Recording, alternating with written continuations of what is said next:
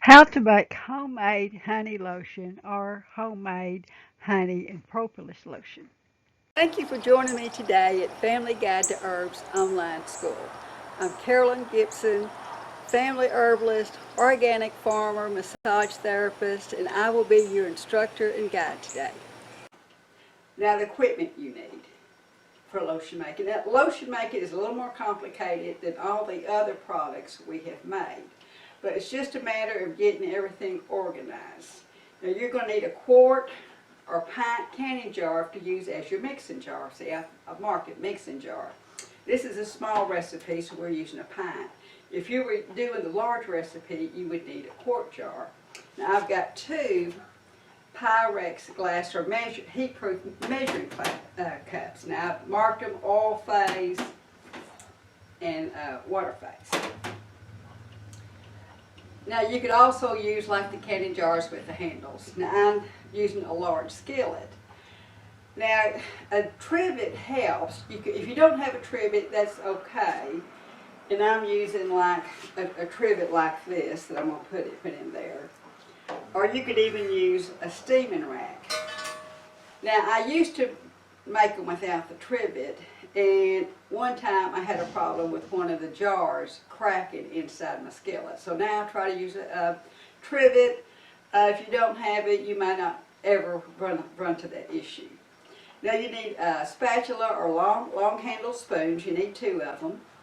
You need a stick blender, or otherwise known as an immersion blender.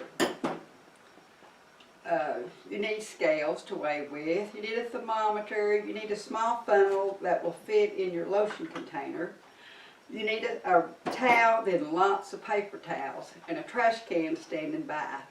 Now, optional are these little pipettes or droppers. Now, they're really good when you're weighing your ingredients and you get just a little bit too much, where you can just remove a little bit from it. Now this recipe makes about 10 ounces, so I'm using two of these 4-ounce bottles, and these are, if you've seen the bottles that stand up on their end, they may be called a Tuttle bottle, or they may be called a Malibu bottle, but if you're going to use these, you're going to need maybe a cup with a paper towel so they'll stand up for you to pour the lotion into. Now the recipes never come out even, so always have an extra bottle standing by. And you need a paper towel that's going to be available as you're working. Okay, now let's get our ingredients together. My ingredients are weighed, which I've already done, except for the honey and the propolis tincture. My lotion recipes are broken into groups or phases. You've got your oil phase, which is your waxes and your oils. You've got your water phase, and this is your water. And if you were using things like aloe vera gel or juice or herb teas, it would be in the water phase, along with your honey and propolis, or any other tinctures you might be using, or glycerin. Now my cooling down phase has the preservatives, essential oils, or fragrances. Okay, you're going to need to weigh each ingredient in separate containers and mark and put them in their groups. You've got your oil phase ingredients, then you have your water phase ingredients, and your cool down phase ingredients. Now on the cool down phase ingredients, you're using 4 grams of lucidal PT, which is a natural preservative, or 3 grams of optium preservative, but you're not using both of them. It's one or the other. Water bath going. Now I placed a large skillet on my burner. I added water and I set the temperature to low. Now I'm going to set the water phase and oil phase containers in the water bath. Now I'm pouring in the distilled water into my water phase container. Then I'm going to pour all my oil phase ingredients into the oil phase container. Everything except the vitamin E.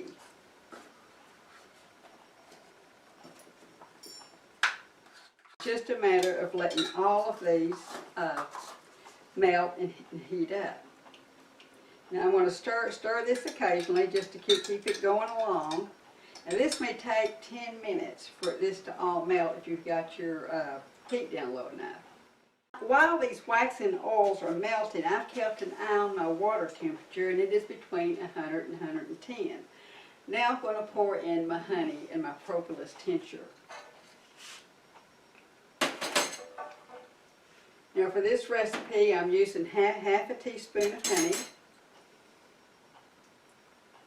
Stir that in. You want that honey to dissolve.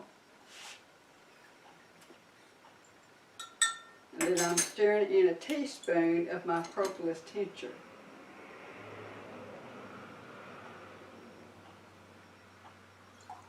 You can see how it kind of turns the water kind of milky. And get these out of the way.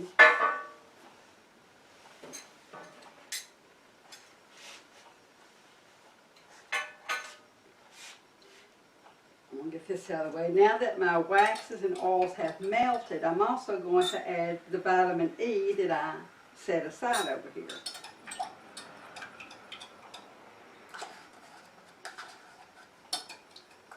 Now you notice I'm leaving this in my water bath. And then water phase ingredients into my oil phase container. Okay, now I've got a towel here, and I've got in my mixing jar, and I'm putting it on the towel. I'm going to kind of wipe off the bottom of that and pour these into my mixing jar. Now I'm going to set my oil phase container aside because I want to use it again. Then I'm going to stick blend this for 15 seconds. Then I'm going to set my blender here on the paper towel. Then I'm going to take my long handled spoon and I'm going to stir this for 1 to 2 minutes because I'm trying to get the air bubbles out. I'm going to pour a little bit of my lotion mix back into my oil phase container. You say maybe about 2 ounces of it, and then I'm going to add my Licidal PT preservative. Now this is done this way because it just kind of mixes. If you'll take what you're adding to your mixture, add it to a small amount, mix that really well, and then put it back into your larger portion of the recipe. It just helps everything to blend better. So I'm going to do this for 15 seconds.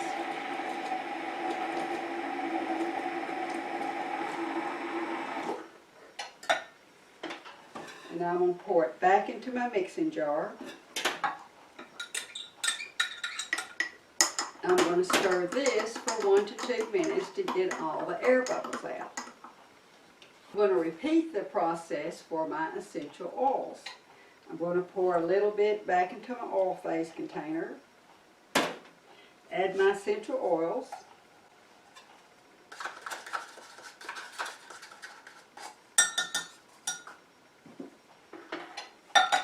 And I'm going to stick blend this for 15 seconds.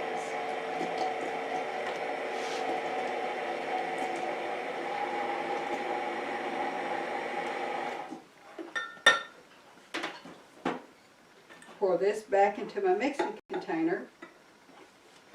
Then I'm going to stir this for 1 to 2 minutes to stir it really well and get the air bubbles out. I could just pour it directly into my containers like this, but it's going to be easier if I pour it back into my oil phase container, which has a spout. And now I am ready to pour into my lotion bottles. Now in this case I'm using one of the Malibu bottles or Tuttle bottles, as they might be called. And my lotion is still really thin, so I'm just going to pour it in there. I'm going to put it right up there to the shoulders.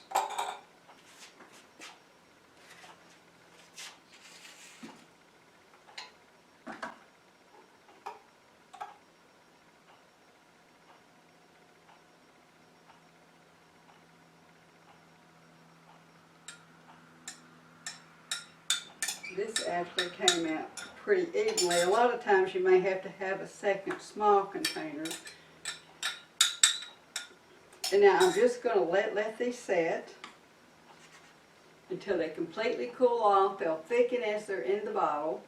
And when they're completely cool, I'll put a cap on them. And then I'll just use a little alcohol, clean the container up, and then I'll attack my label. And now I've got wonderful lotion ready to go. Thickening as you are working. And now if you've waited too long and your lotion has gotten too thick to go into a bottle, just pour it to a jar and call it a cream. Now here's some that's already made up, and you can see how thick it has become. You've got this wonderful lotion that you've made yourself. You know what's in it. Just makes a great lotion. Now this course does not recommend using dairy products in these recipes. When you start using dairy and milk and things of that nature, it's a little more complicated, and this course does not include working with those type products in your recipes. Thank you, and y'all enjoy your lotion. Handmade lotions without preservatives need to be refrigerated and used within 10 days or so. So as an organic farmer, I was thrilled when I heard about the all-natural preservatives. After all, if I'm going through the trouble to make handmade lotion, I do not want to refrigerate it or have to use it up within 10 days. So watch my next video to see why I quit using lucidal PT and went back to using the Optifin as my preservative. And if you really want to use lucidal PT, see all the problems that you have to overcome. In the description bar, I will have a link to my online school on making all-natural homemade body care. Thank you for joining me today. Now, if you wish to see more of these videos, like and subscribe to our channel. Leave me comments in the comments section. Now, for the last 30 years, all of our income has come off our organic farm here in East Texas. We're 100 miles from Dallas, and our little community of 400 still considers chicken fried steak, mashed potatoes, and gravy a health food. And they just do not understand our lifestyle. They still laugh at what we are doing, especially since our main crop is wheatgrass, which they really have no idea what that is. We need your support by subscribing and liking our channel, and be sure and visit me at familyguidetoherbs.com, your guide to natural homemade remedies. Thank you so much.